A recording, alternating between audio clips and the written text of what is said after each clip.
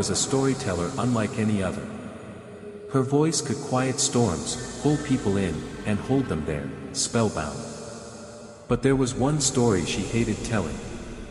When she did, her eyes would darken, her fingers would twitch, and her skin would crawl like something cold had slipped inside her. She said it wasn't a story, it was a warning. And now, it's mine to pass on. She once told me that between the city and our village, there's a road, thin as a blade, where the wicked never rest. Their souls aren't trapped by walls or graves, but by time itself. They're stuck, reliving their sins over and over again. No one who walks that road alone ever returns quite the same. Some don't return at all. As a child, I believed her. I'd close my eyes and cover my ears whenever we passed that stretch of road. But belief is a fragile thing. As I grew older, wonder turned to boredom, and fear twisted into arrogance. Besides, desperation makes people gamble with shadows when the light has failed them. Something like that happened to me. I laughed at the warnings, dared the shadows, and eventually, I walked the path I was never meant to find, the moment I opened a door to something unknown, yet darker, endless, deeper, and far worse. I woke on the side of a dusty road, my clothes scattered beside me. I don't know why or how I got there. The road stretched thin, like a thread leading back to the village. I began to walk. A man passed me, barefoot, carrying something wrapped in twine. He said nothing, but his eyes held a knowing I couldn't shake. The road curved, and again I saw him. Same man, same quiet presence. He passed me, only to appear ahead again, as if time itself bent around him. I called out, my voice breaking the heavy silence. "Do I know you?" But there was no reply. He didn't even glance my way, just kept moving forward, a dark shadow fading into the dimming light of the road. Then, the third time I saw him, something was different. He carried a coffin on his back, dragging it effortlessly as if it weighed nothing at all. My throat went dry, and my breath caught deep in my chest. I barely found the strength to ask, voice trembling, words somehow slipping off my tongue, "Who died?" There was no answer, only the pounding of my own heartbeat, loud and uneven in the heavy stillness around me. It was as if the silence itself swallowed every sound except the desperate rhythm inside my chest. "Whose funeral is that?" I asked, though the words stuck like ash in my throat. The procession moved without sound, no footsteps, no whispers, just the slow grind of wheels on dirt. Faces blurred, heads bowed, all dressed in black. The coffin wasn't carried, it was dragged, its wooden edges scraping and bouncing over rocks like dead weight. The sound was sharp, grating, angry. Panic surged through me. I ran, harder and faster, pushing my legs until they trembled beneath me.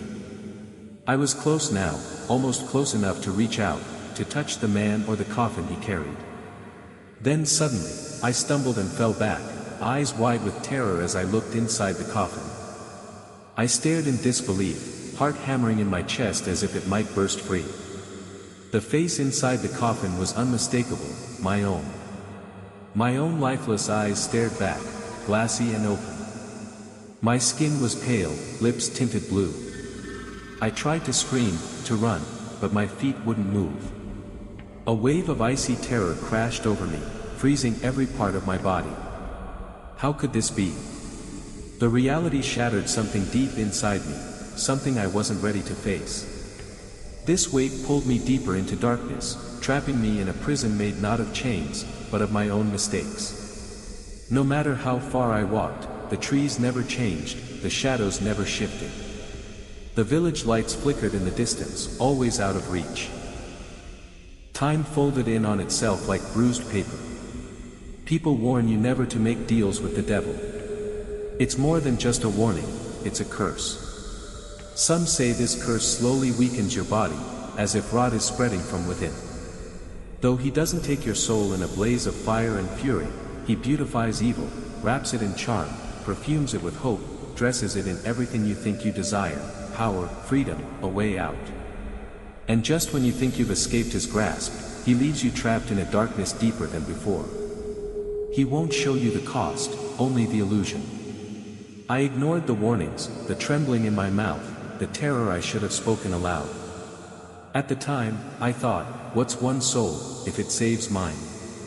Besides, there were no options left. I was drowning, bills piling up, no job, no future.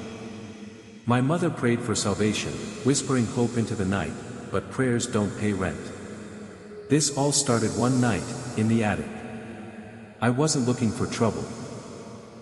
Just an old box of photographs my grandmother had mentioned before she died. There, I found an old book.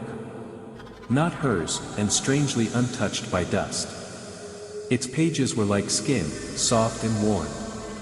Ancient symbols pulsed in red, like blood beneath the surface. Tucked between the pages, a note, "Speak when you're ready to pay." I felt something I can hardly explain, a cold like ice crawling under my skin, but not the kind that numbs. Desperate, I whispered the words. Fire erupted in my hands, not flames, but blood. The room darkened, lights flickered, and something answered. It didn't ask. It offered power, freedom, a better life, in exchange for one soul. I signed with my own blood, gave it a name, my mother's. Within a month, everything changed. Money, work, success, comfort. But she changed too. Quiet at first, then distant. She stopped praying. She sat alone, whispering to shadows, eyes wide with fear. Do you hear it? He's watching you again. She stopped eating. Locked her bedroom door. Some nights, her laughter, low and broken, echoed through the house, like someone else lived there with her. I was scared. Not out of guilt, but fear of what she'd become. I avoided her. At first, I thought it was just me overthinking. The whispers, the shadows stretching too long in the daylight, the uneasy feeling crawling under my skin.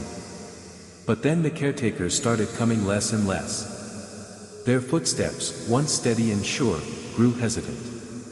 Faces that used to be warm and familiar became distant, distracted. One day, they simply stopped showing up. No calls, no messages, just silence. It wasn't paranoia. It was real. And with every passing hour, the shadows grew bolder, swallowing the light around her, and around me. One night, I found her standing at the foot of my bed, completely still, but not breathing. Her eyes were open, but they weren't hers anymore. They were black pools, swallowing the light, staring straight through me. She didn't speak, at least not with her mouth, but I heard a voice, a dozen voices, whispering from inside her, low and twisted, speaking in tongues that made my blood freeze. Then, in a voice that was hers and not hers, she said softly, chillingly, "I've been waiting for you." The next morning, she was back, smiling, normal. But I knew the thing that had waited for me that night was still inside her, watching, waiting. I couldn't go near her after that. Some horrors don't vanish when the sun rises, they hide behind the mask of those you love. Then one morning, everything changed. I found her lying still, her eyes wide open but staring at nothing, empty and lifeless. Suddenly, she coughed, deep, choking, and black blood spilled onto the sheets, thick and sticky like something from a nightmare. Her body trembled violently, shaking as if gripped by invisible hands, then went completely still. The room grew cold, so cold that my breath froze in the air. A heavy silence settled, thick and suffocating, like the walls themselves were holding their breath. I didn't know what had happened, only that something had slipped beyond the edge of life and death, and I had no idea it wasn't finished yet. I got everything I wanted, but the blood on my hands never dries. From that night, the nightmares began. She stood at the foot of my bed, skin pale and stretched, whispering, "Be witness. You are the reason my soul can't rest." Her eyes were black voids, accusing, endless, awake. And before fading into the dark, she'd always say, "I will be waiting for you." I stopped sleeping. stopped eating. The dreams followed me even when I was awake. Strange sounds came from her room, soft gasps, taps, like someone trapped, trying to escape. They moved quickly to bury her. Medical staff noted her body was decomposing at an abnormally fast rate. Unusual muscle twitches and intermittent eye movement were recorded, symptoms inconsistent with any known illness. Laboratory tests were inconclusive, tissue breakdown occurred faster than expected, and no infectious agent was identified. Doctors advised against delaying the burial. They expressed concern that the body's condition could become unstable, possibly posing a health risk to those in close contact. The funeral's silence felt heavier than grief. It swallowed every prayer, every whisper. I kissed her goodbye, tears slipping down my cheeks, warm against her cold skin. Then, Miss Leah, one of her oldest friends, hugged me too tightly and whispered something chilling in my ear, sending shivers down my spine. "Don't worry. She'll take you with her soon." I froze. "What do you mean?" I asked, pulling away. She said nothing, just stared at me with eyes wide in fear, then turned and walked away. I remembered everything. The laughter that once filled the air, the bitter fights that tore us apart, and the deal I made in the shadows. But what I remembered most vividly was what Miss Leah meant. The blood I spilled wasn't just a mark, it was a binding promise whispered in the darkest corners where no light could survive. My mother paid the price. Panic surged through me, and I screamed into the night, begging the sky, the stars, any force, to wake me from this nightmare. But the silence held firm, nothing changed.